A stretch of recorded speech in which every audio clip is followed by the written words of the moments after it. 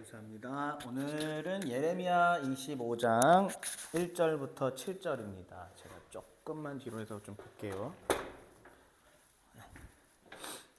예레미야 25장 1절부터 7절의 말씀입니다.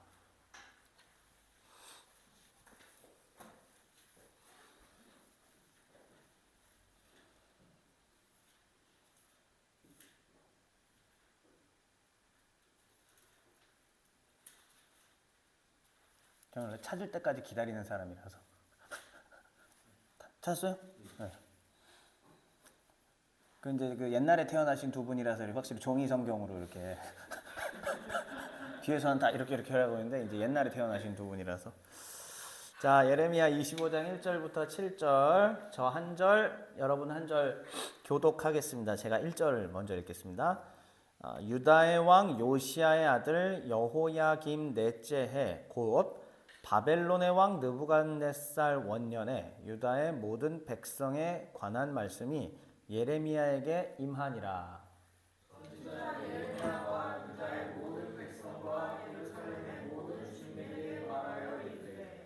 유다의 왕 아몬의 아들 요시야 왕 13째 해부터 오늘까지 23년 동안 여호와의 말씀이 내게 임하기로 내가 너희에게 꾸준히 일렀으나 너희가 순종하지 아니하였느니라.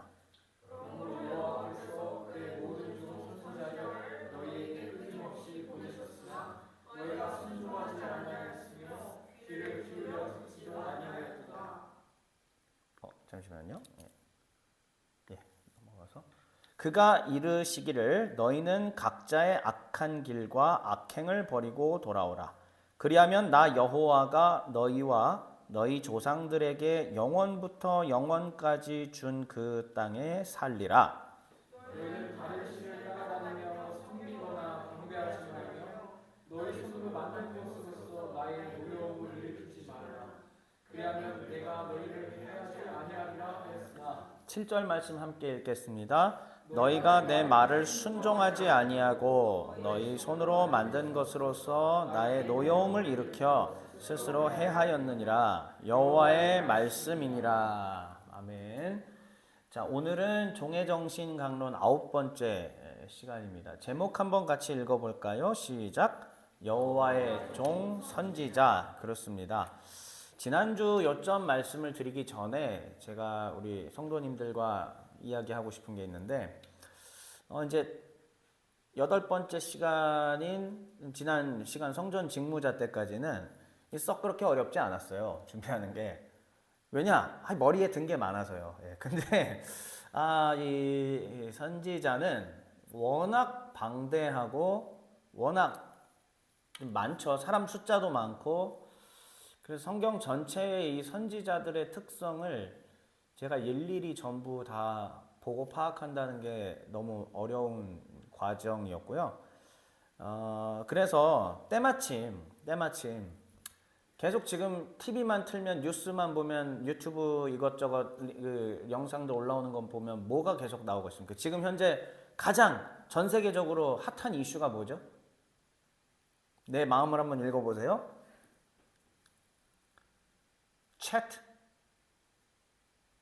그렇죠. 챗 GPT가 뉴스를 틀건 뭐를 하건 어디를 보든지 계속 나오지 않습니까? 그리고 챗 GPT를 통한 이런 것들 어떻게 활용하는지 그리고 실제 그 결과 성능이 어떤지에 대한 얘기가 나오지 않습니까? 선지자가 너무 방대하다 보니 제가 이제 드디어 챗 GPT를 나도 한번 이용해 볼 때가 됐다. 그래서 이제 유튜브 가서 어떻게 사용하는지 누가 리뷰 올려준 걸 하나 살짝 한 10여 분짜리를 한번 먼저 보고 그냥 들어갔어요. 뭐 가입도 너무 쉽고 뭐 구글 아이디로 그냥 바로 이렇게 그냥 할 수 있으니까. 그래서 뭔가를 이제 질문을 던져보면서 또 질문도 되게 정중하게 했어요. 무엇에 대하여 나에게 말해주길 바라오. 막 이런 식으로 제가 이렇게 치니까 굉장히 AI가 친절하게 다 얘기를 해주는데 여러분들 뭐 이미 해보신 분도 계실지 모르고 또 그런 매체를 통해서 들으셨을지 모르겠는데 진짜 장난 아니에요. 충격적입니다. 그런데 놀라운 것은 이게 그러니까 챗 GPT 그 서드 그러니까 버전 3인 거고요. 조금 있으면은 이제 곧 4가 나온대요. 그러면은 이것도 지금 놀라운데 버전이 3가 요만한다면은 4는 지금 이 방만한 정도의 정보량이고, 이것을 자기 스스로 학습을 계속해서 우리가 알파고 때 이미 경험을 했잖아요. 이세돌 구단이랑 자기 스스로 학습을 해서 이게 1년 지날 때마다 이 몇 배라고 표현을 해야 될까? 계속 기하급수적으로 그 정보량과 지식량이 늘어나고, 이제 이러다 보니까는 뭐 선지자에 관련된 거 뭐 다 쳐보고 뭐 이것저것 해봤는데 저는 그냥 놀랄 수밖에 없었습니다. 우리 대한민국의 어느 학교에 있는 신학자는 이렇게 주장했고 이걸 찾아내요. 예. 이 학자는 무슨 논문을 썼으며 그 논문은 몇 년도에 어디에 어느 학술지에 기록되어 있으며, 심지어 제가 그러면 누구누구가 썼던 논문들을 목록화해서 좀 알려주길 바라오 이러고 쳤더니 네 친절하게 해드리겠습니다. 1번, 2번, 3번, 4번 쫙. 박재엽이 쓴 논문에는 그렇게 안 나와 있던데 라고 해봤죠. 무슨 일이 벌어졌을 것 같아요? 네, 그렇습니다. 박재엽 선생님이 쓰신 이 부분에 대해서는 이 표현을 이렇게 썼고 이렇게 주장을 하고 있지만 또 다른 학자들은 이렇게 보고 있습니다. 전 기절했습니다, 정말.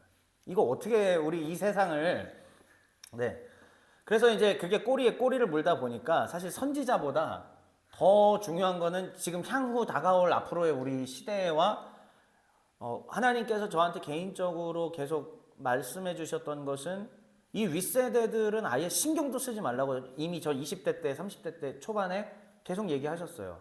윗세대는 신경도 쓰지 말고 오직 10대 20대 이 아랫세대들만 신경 쓰고 새로운 시대를 준비하라 라고 하나님께서 저한테 오랫도록 말씀해 주셔서 저는 10여 년 동안 그거를 진지하게 준비하면서 지금까지 온 건데 왜 그런지 이제 알겠습니다. 전기의 발명, 아니 불의 발견과도 거의 흡사한 정도의, 그리고 이것이 메타버스와 연결이 되는 그 순간부터는 이건 정말 놀랍습니다. 혹시 해보신 분들 챗GPT 네 해봤어요? 예, 그래도 이렇게 저까지 4명 있네요. 예, 옛날 분들 이렇게. 예. 심지어는 아시죠? 영상도 이렇게 뭐 길이 하나 나오고 그 옆에 산이 나오고 뭐가 하는데 갑자기 뭐해서 어디서 줌아웃을 해주고 글로 다 치면은 그에 맞는 영상 만들어주는 거 알아요? 네, 그런 시대예요. 네, AI가 그린 그림들이 인간이 그린 인간의 최고 수준, 뭐 레오나르도 다빈치나 미켈란젤로급의 이상의 그림들을 그려냅니다. 이게 근데 저는 그동안 뉴스로만 했는데 직접 보고 나서 경악을 금치 못했고, 근데 이게 유아기 수준의 버전이라는 얘기를 듣고 저는 거기서 더 이제 그래서 솔직히 선지자를 준비하는 게 다 무슨 의미인가?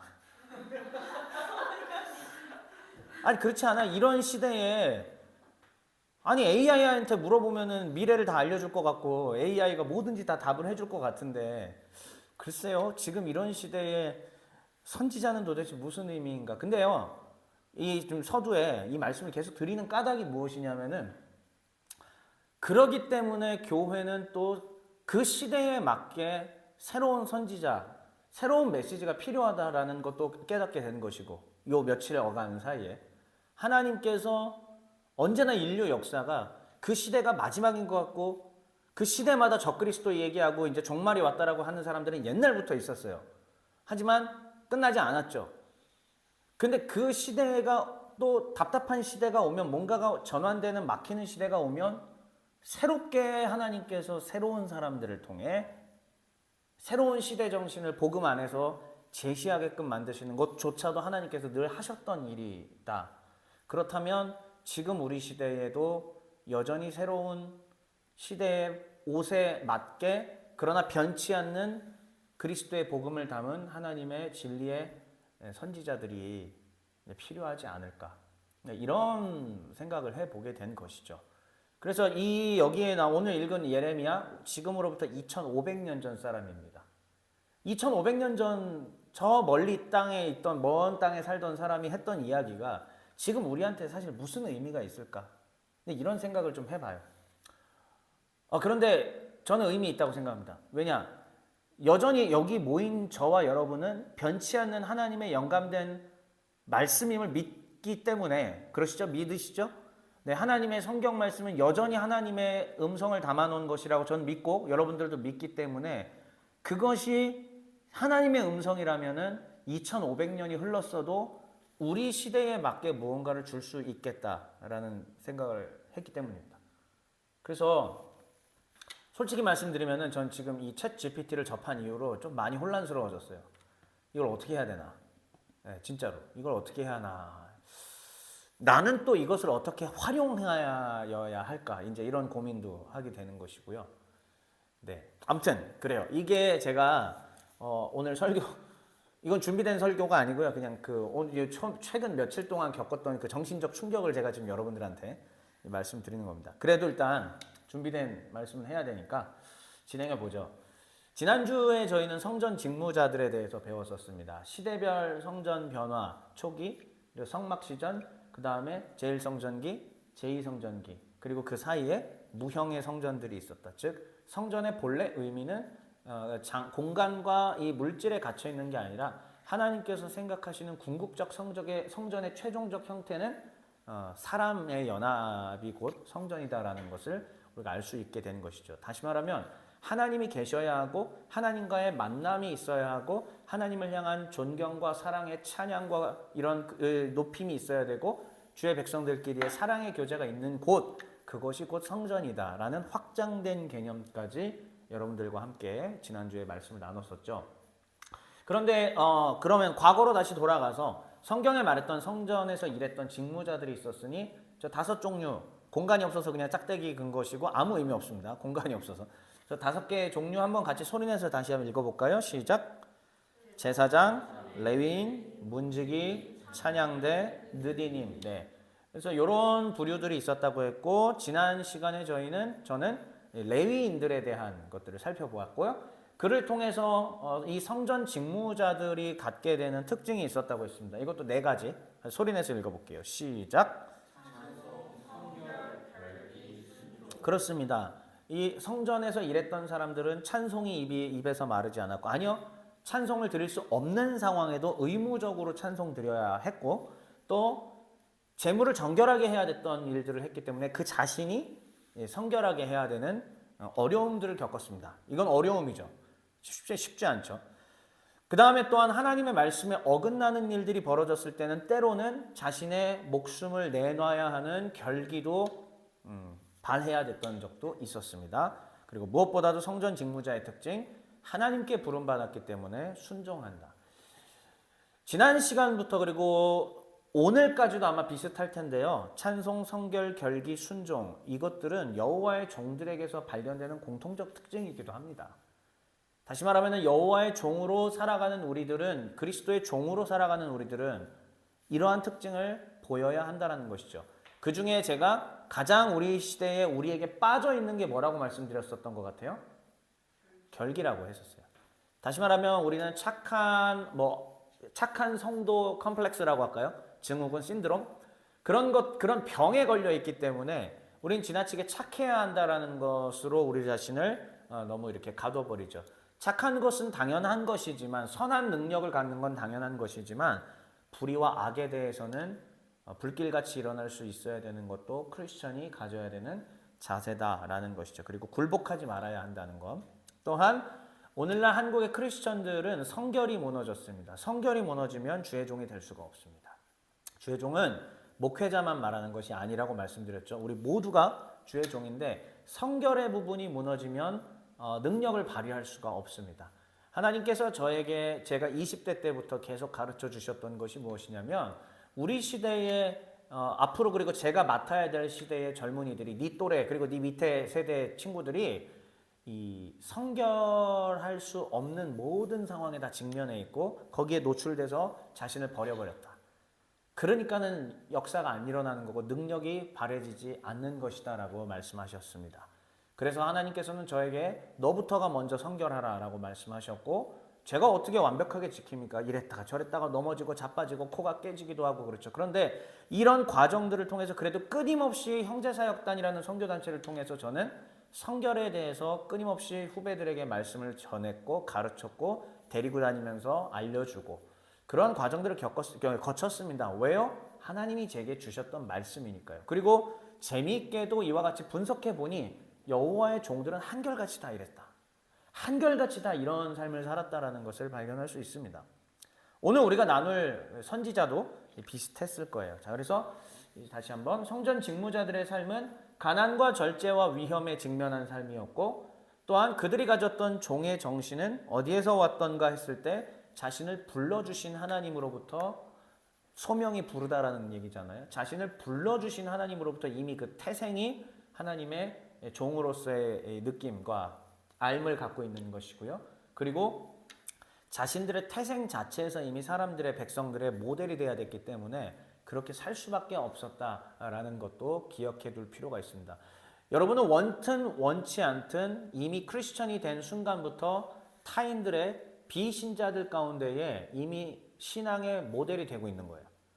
다 보고 있습니다. 다 지켜보고 있고, 무슨 말을 하고 있나, 이 상황에서 이렇게 자기만 신경 쓰나, 자신의 유익만 따지나, 교통법규는 지키나 안 지키나, 법은 제대로 지키나 안 지키나, 또 남들과 같이 똑같이 그냥 악하게 그런 행동들을 하는가, 다 지켜보고 있습니다. 이미 원튼 원치 않든 신앙의 모델이 되고 있는 것이죠. 그런데 신앙의 모델도 좋은 예가 있고 나쁜 예가 있죠. 그런데 제 생각은, 감히 속단하긴 그렇지만 그래도 시대를 바라보는 제 생각은, 우리는 엘리 제사장과 그 아들들, 이 망나니들 기억하실 거예요. 이들과 같은 모습의 신앙인들이 가득한 우리나라 현실을 저는 보게 됩니다. 누가 그런 사람이다 이렇게 막 얘기할 수 있는 건 아니고요. 전반적인 흐름이 홈리와 비느하스처럼 이 벨리알의 아들들과 같이 옳지 않은 모습들을 보여주고 있다는 것입니다. 그렇기 때문에 사람들은, 비신자들은 크리스천들의 그러한 모습을 통해서 하나님에 대한 이미지를 갖게 되는 것이고, 하나님은 악한 존재다, 하나님은 절대 믿어서는 안 되는 존재라는 것으로 귀결되게 된다라는 것. 그러나 성전 직무자들은 이 부분들을 항시 깨어서 지켜야 됐던 것을 다시 한번 말씀드립니다. 지금 말씀드린 엘리 제사장과 그 아들들 성전 직무자였잖아요. 성전 직무자가 저렇게 된 순간 어떻게 된다? 망하는 거예요. 네. 그러니까 우리가 어떻게 하느냐에 따라서 하나님의 영광이 드러날지 말지 결정된다는 사실을 꼭 기억하고, 이제 오늘 이야기입니다. 이제 선지자예요. 그래서 오늘은 선지자가 누구인지, 그리고 본문은 제대로 해석하기보다는 본문은 아주 짧게 하고, 그래서 우리 시대의 선지자가 누구인지 거기에 대한 것들을 더 중요시 좀 보도록 할게요.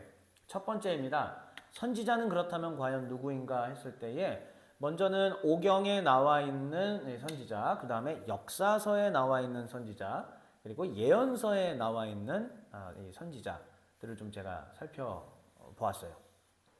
오경에 나와 있는 선지자, 아시죠? 제가 사실은 그 검색 프로그램도 일종의 AI 이렇게 그 전 단계였던 거죠. 우리 윗세대 어르신 목사님들은 사실 그걸 검색해서 한다는 건 상상도 못 하셨을 텐데 전 누렸죠. 그런데 챗 GPT를 통해서 이건 진짜 다른 세상이다 이제 이렇게 느껴서, 이걸 지금 저도 어떻게 해야 하고 어떻게 활용해야 되나 좀 머리가 복잡해졌습니다. 아무튼 자, 이 오경에 봤더니 아브라함을 가리켜서도 선지자, 물론 이방인이 그런 표현을 했죠. 이방인이 아브라함을 보고 저 사람은 선지자다 이런 표현을 했습니다. 그 다음에 모세의 누이였던 미리암에 대해서도 선지자 미리암이라는 표현이 나왔고, 모세는 굳이 성경 구절을 기록하지 않은 이유는 선지자의 왕이거든요. 선지자의 원형에 해당하는 그런, 모세는 다 뭐든지 짱이에요. 모세는 뭐든지 다 최고고 짱이니까 그냥 그렇다고 보시면 됩니다. 모세에게 갖다 붙일 게 없어요. 너무 많아서. 자, 그 다음에 역사서에 이제 선지자들이 또 되게 많이 등장하잖아요. 역사서에 봤더니 지금 글씨가 좀 작아서 그런데 하나씩 한번 읽어볼까요? 천천히. 한 명씩. 시작. 나단, 갓, 아히야, 베델의 늙은 선지자, 예후, 엘리야, 미가야, 엘리사 외에도 여선지 훌다도 있고, 이름이 기록되지 않은 그냥 김서방 같은 이런 그런 선지자들도 있고, 많은 선지자들이 더 등장합니다. 그런데 이제 주된 사람들만 조금 제가 써봤죠.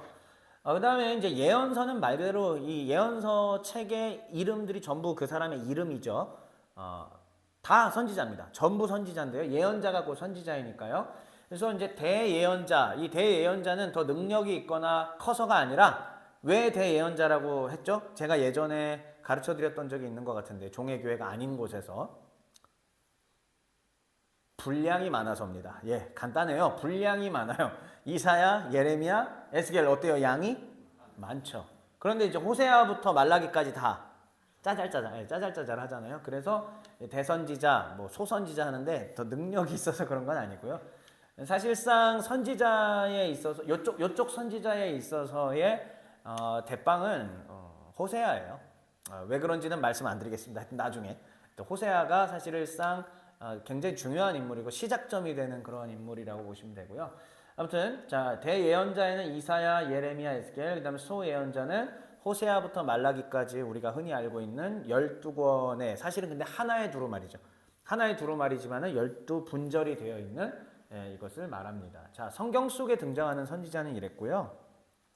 그러면은 이 선지자들이 가진 특징이 무엇인가 보았더니 한번 읽어보겠습니다. 선지자의 특징 하나하나씩 시작. 네, 그다음 하나님의 뜻을 뭐 첫 번째는 뭐 하는? 분별한다라는 얘기는 분별하기 전에 무슨 행위가 있었겠어요? 하나님의 뜻을 들었겠죠. 아니면 보았겠죠. 그러니까 환상을 통해서 보았거나 하나님의 메시지를 육성으로 들었거나 이런 것들을 통해서 하나님의 뜻을 분명히 뭔가를 받았을 거예요. 그런데 이게 하나님이 뭘 원하시는 건지 뭐 했다? 분별하고 해석하는 과정들을 선지자도 거친 겁니다. 그러니까는 노필터는 아니에요. 만약에 노필터를 할 것 같으면 하나님 뭐하러 사람한테 그걸 하셨겠어요? AI 기계 하나 딱 해놓고 그냥 하면 되지. 그게 아니라 사람에게 주셨다는 것은 그 사람이 받고 판단하고 또한 분별해서 이것이 하나님 뜻인지 이제 그렇지만 직접적으로 듣는 경우들이 많았기 때문에 필터를 거치지 않는 경우도 제법 됐을 거예요. 너는 가서 이렇게 말하라. 예? 하고 그냥 그대로 전하는 거지. 근데 이게 아니라 하나님이 또 은근하게 알려주신 것을 자기가 필터를 거쳐서 해석해서 전달하는 것도 예언자 선지자의 일이었다. 자, 그래서 분별한 다음에 그것을 반드시 누구에게 가서 듣는 대상자, 하나님이 지시하신 대상자들에게 가서 대언이 무슨 뜻일까요? 대언? 대신해서 전달하는 것을 대언이라고 합니다. 하나님의 뜻을 대언하는 것입니다. 자, 그러면 여기 신명기 18장 18절 말씀을 한번 여러분들 소리내서 읽어볼까요? 좀 너무 작네요. 죄송해요. 시작. 내가 그들의 형제 중에서 그들을 위하여 일으키고 내 말을 그의 입에 들으니 내가 그에게 명령하는 것을 그가 너희에게 다 말하리라. 여러분도 가피아 같은 데 가서 그냥 선지자 치시면은 한 450 몇 건 정도가 성경에 나옵니다. 선지자가. 그런데 이러한 표현들을 정말 많이 볼 수 있어요. 특별히 오늘 제가 선택한 예레미야 본문은 선지자들이 타락한 장면들을 너무 많이 보여주고 있는데 그러기 때문에 하나님이 얘기하신 게 되게 많아요. 내가 이렇게 알려줬는데 내가 말을 하라고 했는데 왜 안 했냐 이렇게 책망받는 장면이거든요. 그러니까 선지자는 하나님의 음성을 듣고 분별해서 전하는 자구나 라는 것을 알 수가 있습니다. 아마 거짓 선지자들은 듣기는 듣고 보긴 봤을 거예요. 하지만 분별 과정이 잘못됐을 가능성이 높아요.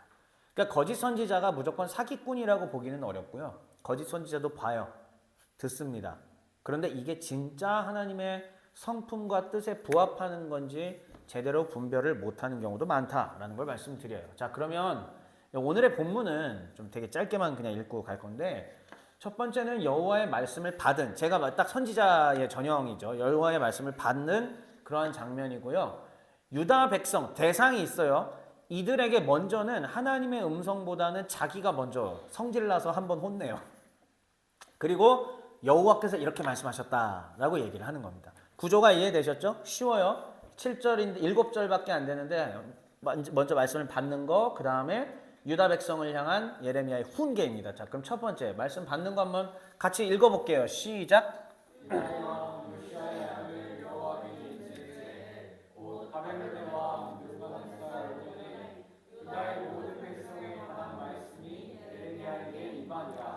자, 여기는 분명하게 가르쳐주죠. 첫 번째 누구에게 임했다?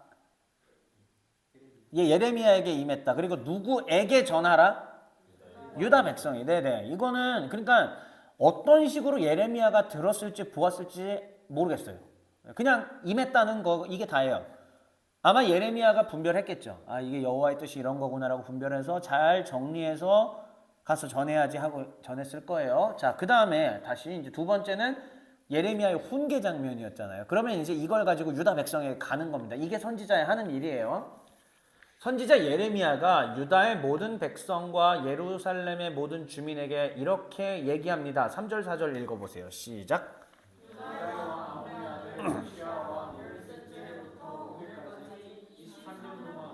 여호와의 말씀이 내게 임하기로 내가 너희에게 충분히 일렀으나 너희가 순종하지 아니하였느니라. 그러므로 여호와께서 그의 종 선지자를 너희에게 보시게 보셨으나 너희가 순종하지 아니하였으며 귀를 기울여 듣지도 아니하였다. 여러분은 이 말씀을 어떻게 받아들이세요?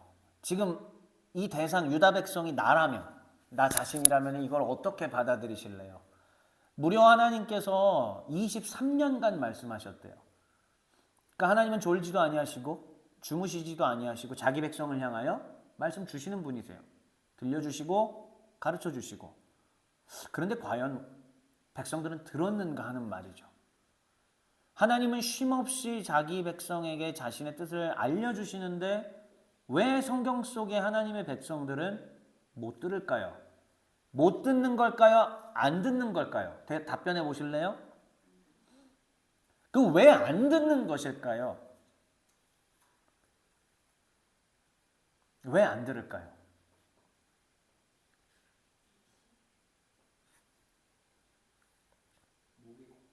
네. 당신같이?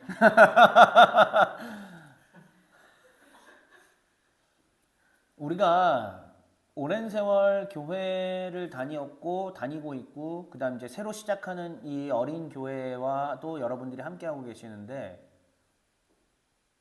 왜 이렇게 듣지 않는 사람들이 많을까요?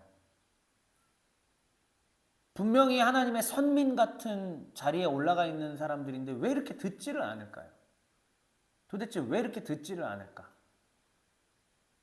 어쩌면 이것이 우리의 신앙의 풀어야 할 1단계 숙제인데, 저는 지난번 설교 때도 오은영 박사님 얘기를 했지만 어린 아이들이, 이 금쪽이들이 그러한 과한 또 반응을 보이기까지는 분명히 부모로부터 잘못된 교육과 부모의 잘못된 태도들이 있었다는 건 거의 볼 것도 없지 않습니까?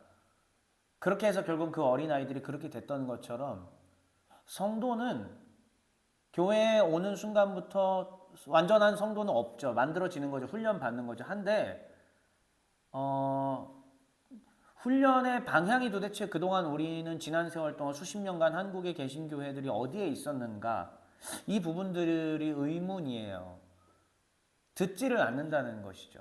듣고 자기가 하나님의 뜻에 맞춰가려고 하는 것이지 하나님을 자기가 끌고 가려고 하는 태도를 갖는다면 우리는 오은영 박사님 프로그램에 출연하는 그 어린 아이들과 다를 바가 없는 것입니다. 근데 이스라엘 백성들은, 유다 백성들은 그런 거예요. 근데 하나님이 쉬셨냐고요? 아니요. 이 선생님은 쉬지 않으셨어요. 23년간 노크했습니다. 심지어 상담료도 받지 않겠다. 수업료도 받지 않겠다. 그리고 무상으로 최고의 선생들을 보냈습니다. 하나님이 직접, 원장님께서. 엘리야도 보내주셨었고, 엘리사도 보내주셨었고, 호세아도, 요엘도, 아모스도, 이사야도, 예레미야도 다 보내셨습니다. 최고의 선생들을 보내셨는데 그리고 예레미야를 통해서는 몇 년? 23년. 꾸준히 일렀으나 너희가 순종하지 않았다. 그의 모든 종 선지자를 끊임없이 보냈지만 순종도 아니했고 귀를 기울여 듣지도 않았다. 그래서 하나님의 메시지는 뭐였냐면, 색깔 있는 것만 간단히 볼게요. 뭘 먼저 버려라. 네, 악한 길, 악행, 그 다음 저 아래에 있는 것까지 다른 신도 버려라. 다른 신은 또 손으로 만든 우상을 의미하잖아요. 이런 거 버리고 뭐 해라? 노란 글씨 돌아오라. 이게 간단하죠. 그리고 제가 늘상 반복적으로 말씀드린 또 이 후기에 있어서 되게 중요한 슈브, 돌아오라, 돌아오라. 굉장히 중요한 성경에서 큰 거대 주제 중에 하나죠. 돌아오라, 슈브 하라. 하나님은 사실은 선지자를 보내신 까닭은 이것을 위한 것이었습니다. 이것을 위해서 선지자를 보내셨던 것이죠. 자, 그렇다면은 이제 본문은 짧게 하기로 했으니까 본문의 정리는 이런 겁니다. 먼저 예레미야의 훈계가 있었죠. 뭐죠? 한번 읽어볼까요? 예레미야 훈계. 제가 아주 직설적으로 써왔어요. 읽어보세요. 시작. 그 다음? 맞죠? 네. 이 본문을 요약하자면 딱 이 표현이 전 제일 적절하다고 생각합니다. 근데요, 여러분 저 표현을 자기 자신에게 적용하실 줄 아는 게 진짜 살아있는 신자예요. 목사인 저도 이것을 지금 정리해서 전하고 있지만은 그거 아세요?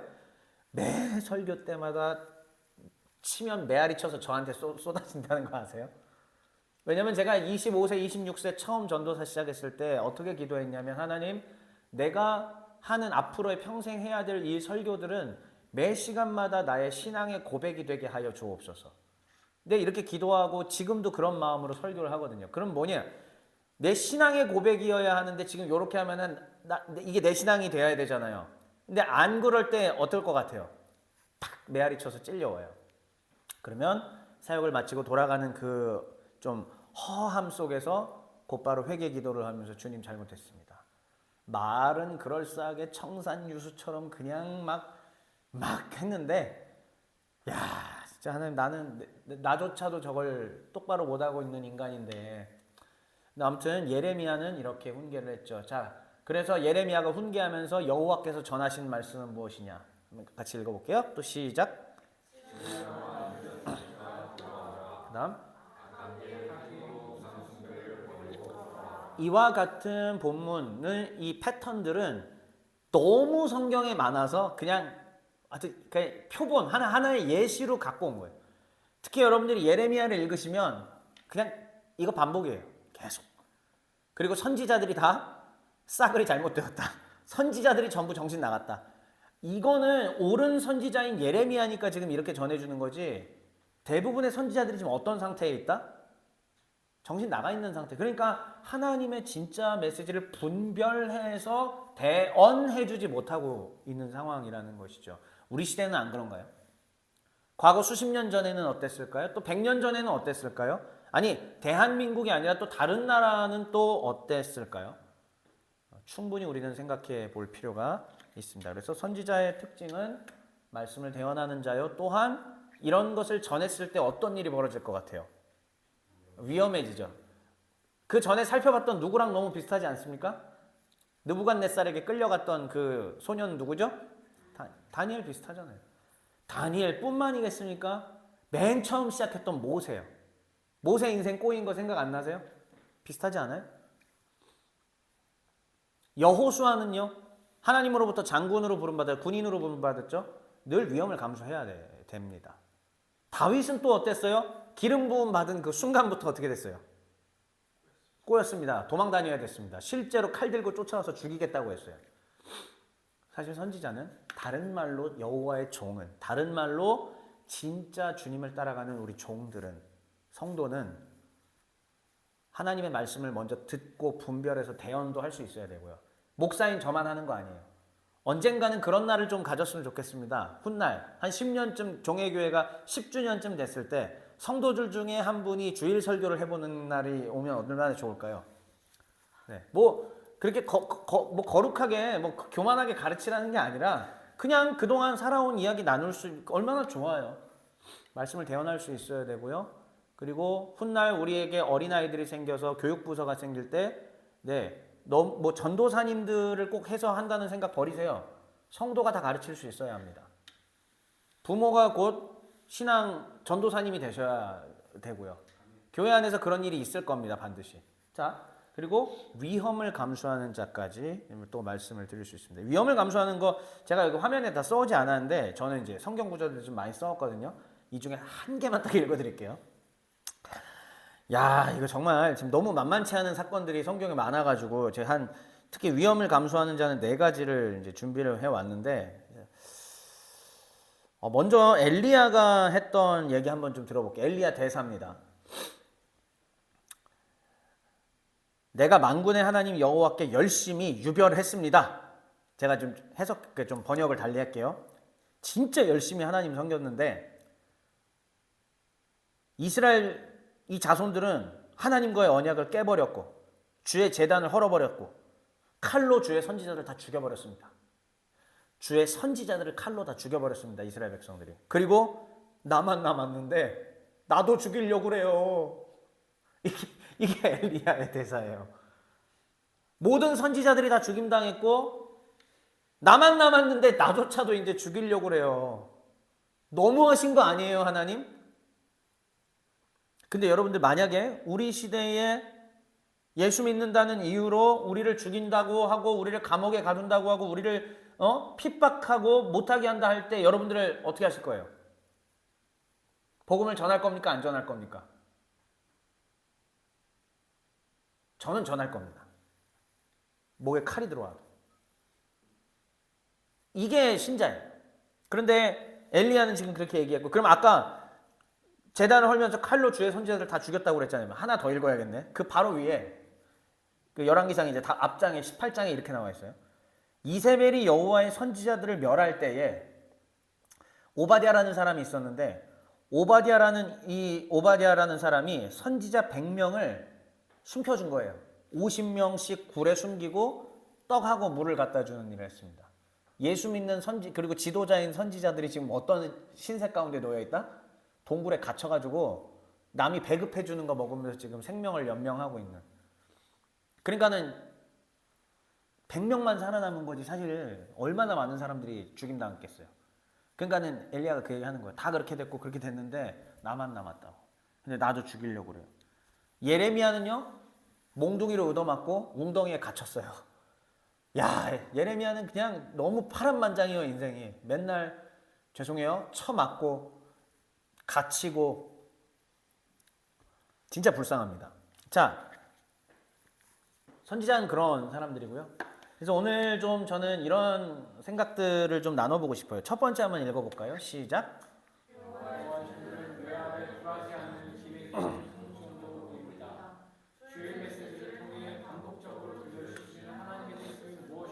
저는 우리가 이것을 좀 같이 찾았으면 좋겠어요. 개인이 먼저는. 그러니까 자기 스스로 좀 생각을 해보셨으면 해요.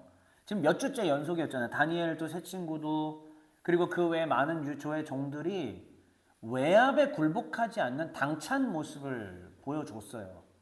저도 이거를 정해놓고 한 게 아니라 종의 시리즈를 계속 하면서 발견해 가는 겁니다. 아, 이 사람들의 인생들을 다시 한번 차근차근 들여다보니까 외압에 굴하지 않는 이 기백이 공통점으로 갖고 있다는 거예요. 그럼 이거는 어디선가 온 거잖아요. 그리고 우리는 그걸 매주마다 배웠습니다. 하나님이 뭐 이 사람 나를 택하셨다는 그 믿음 때문에 아니면 뭐 하나님이 나를 위로의 목자 다윗 같은 경우는 하나님 내 목자 내주셔서 뭐 등등 여러 가지 말로 우리는 그런 고백들을 하는데 이게 반복되는 이 메시지는 사실 하나님의 음성이라고 보셔야 돼요. 이것도 제가 만든 메시지가 아니거든요, 사실. 반복하는 이 과정 중에서 저도 발견한 메시지입니다. 아, 저도 하나님 앞에 지금 이걸 듣는 거예요. 박지영, 너는 당당했느냐 이거지. 너는 코로나 시기 때, 아니 또 너가 핍박받았던 그 시기 때 정말 당당했느냐. 예, 하나님 그런 적 있습니다. 그런데 때로는 저도 쫄아서 매갈이 없이 있었던 적도 있습니다, 하나님. 이러한 하나님과의 커뮤니케이션이 저도 말씀을 전하면서 이루어지고 있는데 사랑하는 종의교회 가족 여러분들은 어떠세요? 한번 고민해 보세요. 자, 두 번째입니다. 두 번째 한번 읽어볼게요. 시작. 구원을 위한 하나님의 뜻은 시대를 초월하지만 복음 전파를 위한 하나님의 뜻은 시대를 벗어났습니다. 우리의 시대를 위한 하나님의 뜻은 무엇일까요? 어려운 말인 것 같은데 제가 표현한 이런 문구를 만들어내기까지 이제 이것 때문에 진도 안 나가고 진짜 이렇게 그래요. 인류 구원을 위한 하나님의 뜻은 시대를 초월한다는 것은 예수님의 십자가 사건을 말하는 겁니다. 인류 구원은 십자가를 통해서 이루어지는데 이것은 조선 시대 아니면 뭐 그 전근대 시대, 중세 시대 이러한 시대를 타지 않는다라는 거예요.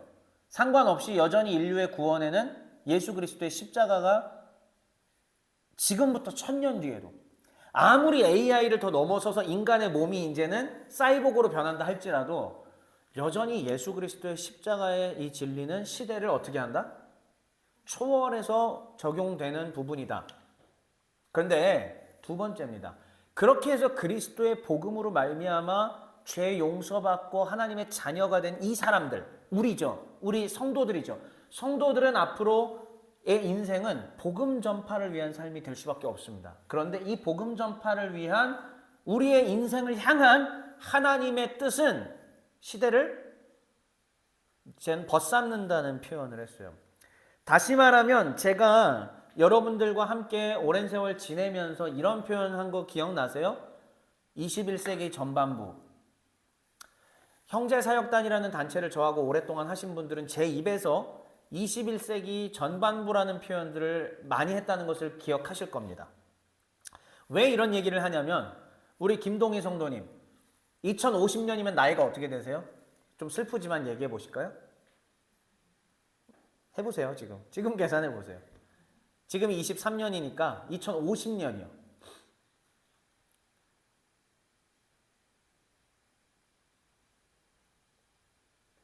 2053년이요. 계산하기 편하게.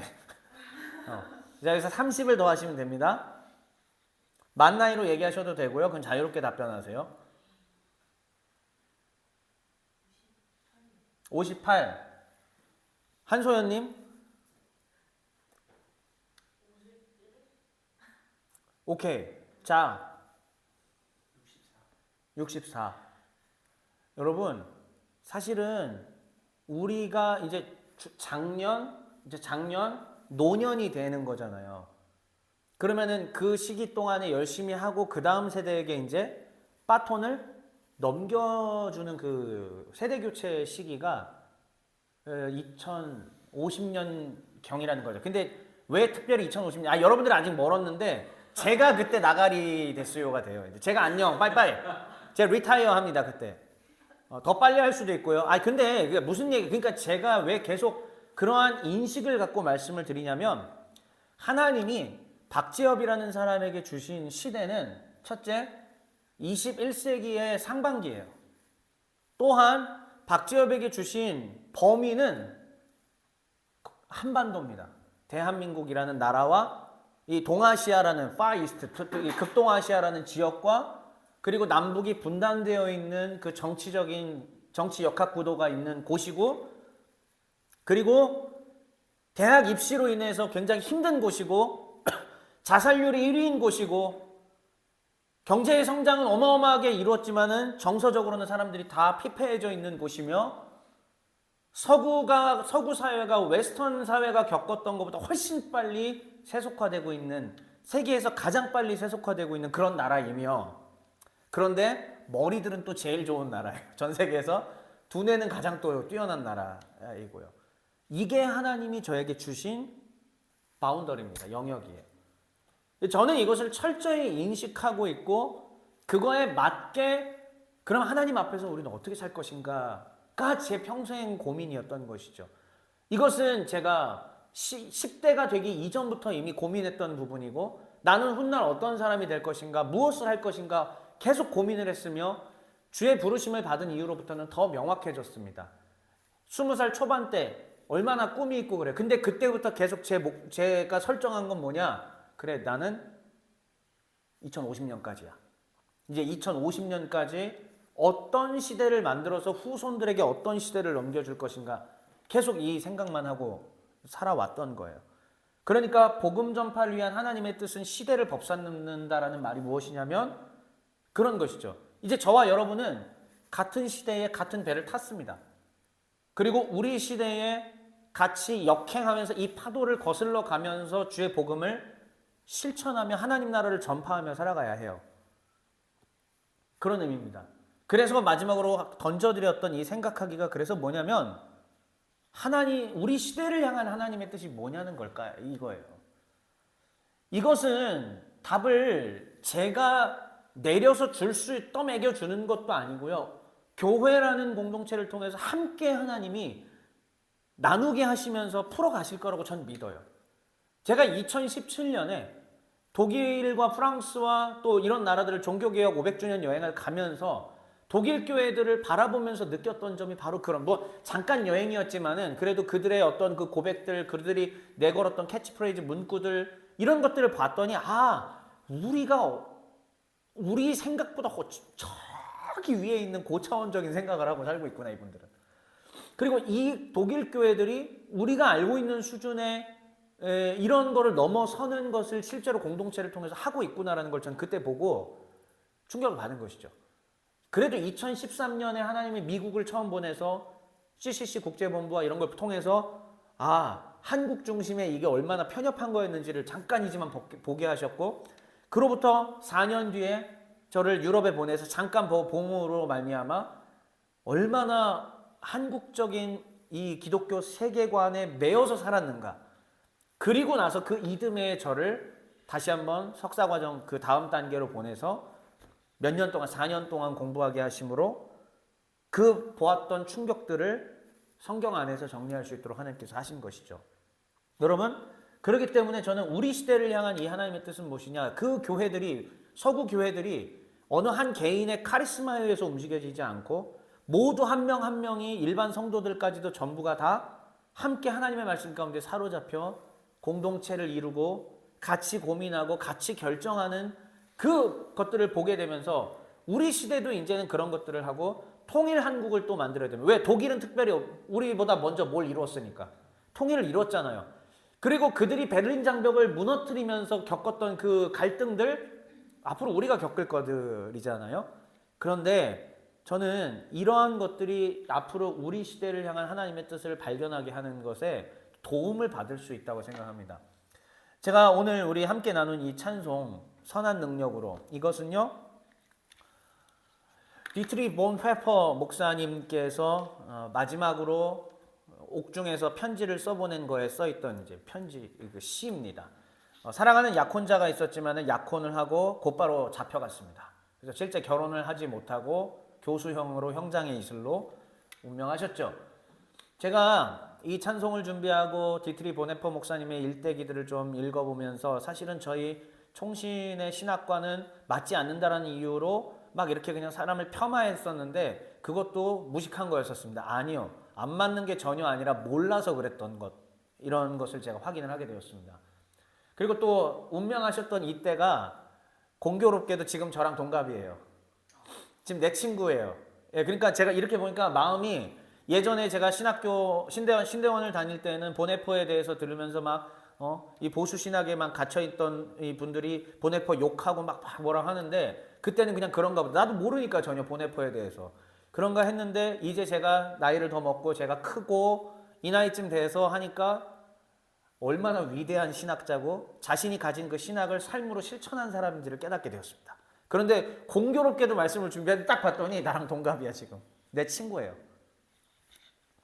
그래서 저는 지금 보네퍼에게 이 말씀을 준비하면서 대화를 계속 걸어봤죠. 아무 답변 없습니다. 오해하지 마세요. 저는 뭐 환상을 보는 선지자가 아니기 때문에. 그런데 여기 보시죠. 혹시 해석하실 수 있으세요? 파스터가 뭐죠? 목사. theologian, 신학자. 그다음에 요거 스파이로 실제로 살았죠. 독일 히틀러를 무너뜨리기 위해서 실제로 그 히틀러 암살 작전에 투입하신 분입니다. 영화 저도 못 봤는데 발키리라는 영화, 대작전? 뭐 발키리 영화 있었나요? 거기 멤버예요. 그러니까는 신학교에서 공부만 한 사람이 아니에요. 그리고 당대 최고 천재여서 아돌프 폰 하르낙이라고 하는 최고 학자의 제자가 될 뻔했던 사람입니다. 그 다음을 이어갈 수 있었던 사람인데요. 자, 그 다음에 이 좀 어려운 단어죠. 마터. 혹시 요 표현 아세요? 마터는 좀 익숙지 않으실 건데 교회사에서는 많이 알려져 있습니다. 순교자라는 뜻이에요. 마터 그러면 순교자라는 말이거든요. 그 다음에 에반젤리컬, 뭐 복음주의, 복음적인 이런 그를 규정하는 표현들입니다. 그런데 저는 이분을 보면서 느끼게 된 것이죠. 제 친구 디트리를 보면서 느끼게 된 것입니다. 구원받은 하나님의 백성들은, 아까 이걸 좀 한번 다시 보여드릴게요. 복음 전파를 위한 하나님의 뜻은 시대를 벗삼는다고 그랬죠. 예, 디트리가 벗삼았던 그 시대는 사람들이 이상한 철학으로 물들면서 그러면서 그것이 열광적인 나치당에 대한 추종으로 이어지게 된 것이고, 히틀러와 이 사람들이 외치던 그 우생학적인 이 게르만 민족이 뛰어나고 뭐 유대인들은 뭐 열등하다라는 그러한 사고들, 그러면서 이제 다윈의 진화론과 이런 것들이 다 얽혀있던 시대였거든요. 결국은 그래서 이들이 가졌던 그 잘못된 생각은 정치적인 열광을 만들어냈고, 히틀러라고 하는 당수를 최고 인기 정치인으로 사람들이 표를 다 몰아줬으며, 그리고 그로 인하여서 정말 말도 안 되는 군부 전체주의가 일어났던 곳이 바로 독일이었죠. 그리고 히틀러의 정책들은 결국은 세계대전을 일으켜서 수많은 사람들을 어디로 몰고 들어갔느냐? 죽음으로 몰고 간 것이죠. 그래서 본웨퍼가 가졌던 그 시대를 벗삼았던 생각은 이것입니다. 무엇이냐면, 신학자가, 목회자가 할 일은 이러한 악한 정치 지도자를 위해서 기도하는 게 아니고, 그가 버스 기사에 비유를 했어요. 미치광이가 버스 운전을 하고 있으면 버스 운전에 치여서 죽은 사람을 위해서 기도해 주는 게 목회자가 할 일이 아니고, 버스 운전기사를 끌어내리는 게 목회자가 할 일이라고 얘기했습니다. 그러면 여기서 말하는 미치광이 운전수는 누구를 비유하는 걸까요? 아돌프 히틀러겠죠. 그래서 히틀러 암살 작전을 실제로 행동으로 옮기기까지 했다고 붙잡힌 그런 사람이 된 것입니다. 그러니까 하나님 나라의 가치를 가졌지만 그 시대는 하나님의 나라의 가치를 철저하게 거부하는 시대였던 거예요. 그 가운데 본헤퍼는 뉴욕의 유니언 신학교에서 교수 자리로 편하게 있을 수 있었지만 조국의 젊은이들을 위해서 간다 하고 스스로 목숨을 내놓고 들어가서 실제로 교수형까지 교수형 처형 당하게 된 것이죠. 두 개의 가치가 충돌하는 가운데에 이 인류의 역사는 언제나 두 개의 가치가 이렇게 소용돌이 쳐올랐던 거예요. 히틀러의 광기와 그리고 그에 대항하는 또 강력한 결기, 복음을 가진 사람들의 결기가 소용돌이를 쳐서 일어났던, 그러니까 가장 위대한 악인도 나오는 거고 가장 위대한 하나님의 사람도 나오게 됐던 시대였던 거죠. 지난 수십 년 동안 대한민국은 조용했습니다. 평화의 시대였고 정말 경제성장이 많이 일어나던 시기인데, 이제 우리는 다 아시겠지만 지금 올해부터 시작되는 경제 대위기, 그리고 더 나아가서 있는 AI, 대량 실직 사태들도 이제 준비해야 되고, 그리고 인간성이 허물어지는 것, 그리고 이제는 더 이상은 학원 보내가지고 공부하던 이제 이런 시대도 끝났다고 이제 초등생 자녀를 둔 부모들이 지금의 패러다임으로는 이제 안 되겠다라고 느끼고 이제 그런 식으로 교육 안 시킨대요. 왜요? AI 보고 나서.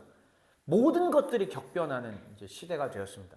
교회는 거짓된 선지자들 예레미야 통해서 봤잖아요. 그걸로 인해서 신뢰를 완전히 잃었고, 예수 그리스도의 복음을 가진 사람들은, 성도는 결기를 다 잃어버린 시대, 악이 횡행하는 시대로 이제 바뀌어지고, 전 세계 곳곳에서는 다시 한번 히틀러와 같은 이 빅맨들이 전 세계를 지배하려 하고, 우크라이나와 러시아 전쟁을 통해서 푸틴은 과거에 히틀러가 그랬던 것 같은 모습들을 보이고, 일본은 평화 헌법을 개정해서 전쟁할 수 있는 나라로 바꾸고 있고, 우리는 지금 이제 이러한 시대 가운데에 살아가고 있는 것입니다.